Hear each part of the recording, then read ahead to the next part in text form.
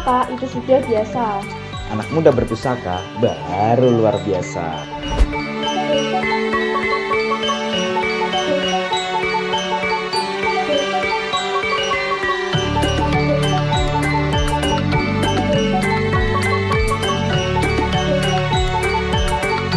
Assalamualaikum warahmatullahi wabarakatuh. Kembali lagi di channel Indonesia Berpusaka.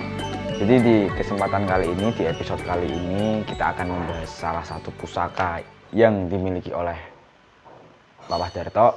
Kebetulan ini ada salah satu pusaka yang terlihat berbentuk keris, sejenis keris. Monggo, mari bisa dijelaskan Bapak ini pertama dari warangannya dulu seperti biasa. Oke Kak. Ya, ini keris ya, warangkanya bentuknya adalah ladrang Surakarta. Ladrang Surakarta, modelnya kayak begini kan. Ya, kemudian bahannya, kalau yang ini warangka ini pelokannya ini dari kayu cendana wangi ya, tim-tim. Kemudian untuk jejerannya, ukiran atau deder ini modelnya Yudhowinatan. Ada hiasannya, ada selutnya ya, ini selut namanya, ini selut. Kalau dedernya ini dari kayu tayuman, dan yang dari selutnya ini, selut mendaknya ini dari campuran antara perak dan tembaga. Ini kalau ini perak murni itu kan terlalu lembek kan, jadi supaya dia kuat karena posisinya adalah membulat begini, ini dicampurin ya dengan tembaga peraknya. Kemudian ini ada permata-permatanya. Ini yang agak keputihan ini dari batu yakul, dan yang merah ini dari batu rubi. Kan ada yang merah-merah ini, ya. Terus, Jadi ini apa namanya? pendoknya. Ini pendoknya model blewa, ya. Dan ada tatahan di pinggir-pinggirnya ini. Ini bahannya kuningan, dilapus perak. Dan ini yang tengahnya ini ya ukirannya lapis emas, itu ya. Dan ini warangkanya ini modelnya iras. Jadi bukan sambungan. Kalau yang biasanya kan sambungan nih, ini iras. Nyambung tadi. Nyambung dari besar sekali. Dan kalau sekarang nih, harga sekarang ya sangat mahal ini kan. Kalau iras begini pasti di atas 4 juta sekarang. Mungkin sambil dilihat sekarang masuk ke kerisnya nih, bilahnya ya. Oke, kita lihat.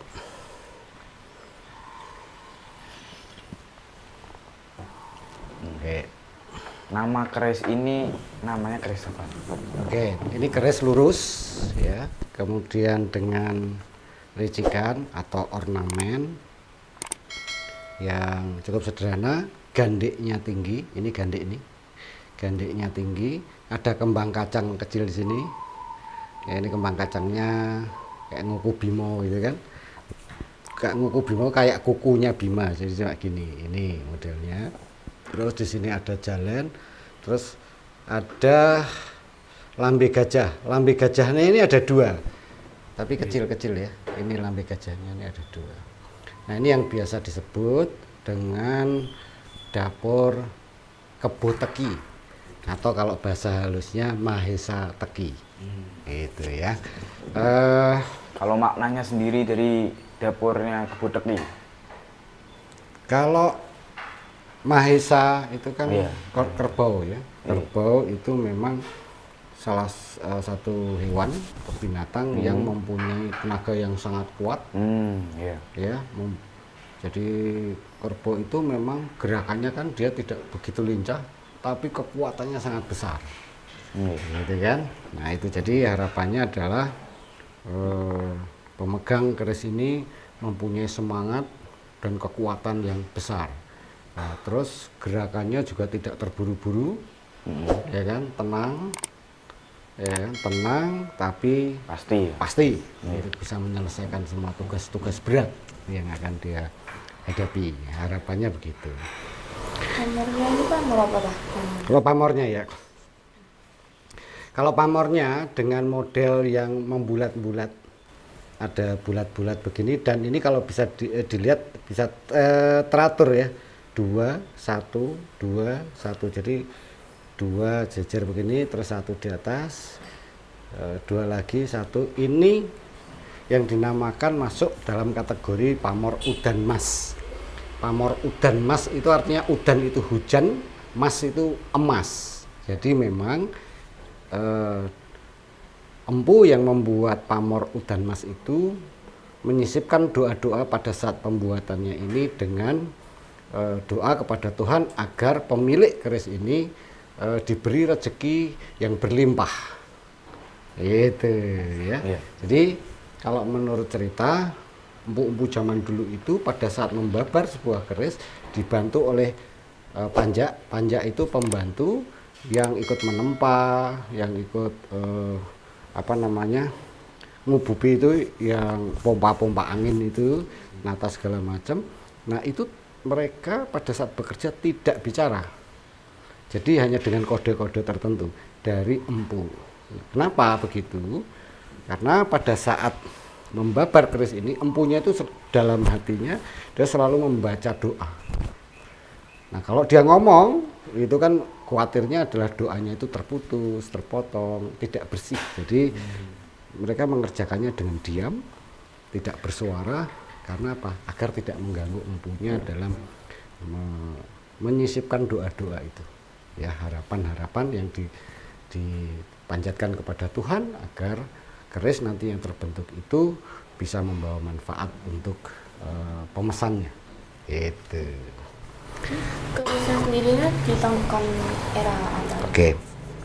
Kalau melihat dari bentuk bilahnya, ini tipis.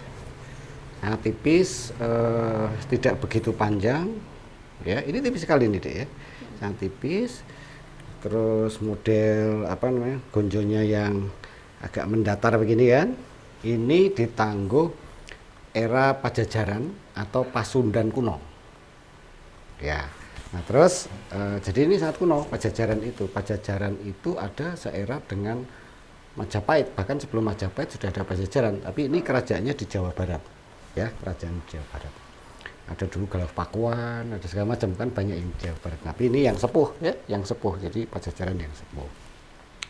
Dan kalau dilihat dari pamor ya, ini pamornya sangat kaya pamor. Pamornya banyak sekali. Dan ini pada saat pembuatannya ada 2 teknik ya. Untuk membuat pamor udan mas itu ada 2 teknik. Yang pertama adalah teknik pada saat dingin, terus dibentuk pamor-pamor bulat-bulat itu di drip, ya modelnya kan di drip gitu. Itu pada dingin, dan dibuat dripnya itu pada saat panas. Nah itu bedanya, hasilnya kayak begini. Nah ini kalau melihat dari pola yang terbentuk segala macam ini dibuat pamor udan mas pada saat kondisi panas. Panas itu apa? Jadi kondisi bilahannya itu membara. Jadi kan ini dibakar gitu kan, dibakar sampai memerah gitu, membara. Nah terus baru empunya itu membuat drip-drip membentuk bulatan itu. Oke, gitu. Kalau dari sisi esoterinya sendiri Bapak paham nggak? Apa sempat ngerti ya dari cerita-cerita orang dulu waktu pertama beli ini, Bapak sempat tanya nggak dari sisi esoterinya? Ini Papa belum pernah tayuh, belum pernah menayuhkan pada ahli esoteri ya. Tapi kalau melihat dari pamornya udan mas itu sudah jelas. Jadi pamor itu salah satu petunjuk apa sih sebenarnya doa yang terkandung di dalamnya. Kalau udan mas itu pasti itu doa-doa tentang kerezekian. Ya, saya kira itu. Oke, terima kasih sudah menyaksikan episode kali ini. Jangan lupa klik tombol like, comment, dan subscribe. Terima kasih semuanya. Orang tua berpusaka itu sudah biasa. Tapi anak muda berpusaka baru luar biasa. Terima kasih. Wassalamualaikum warahmatullahi wabarakatuh.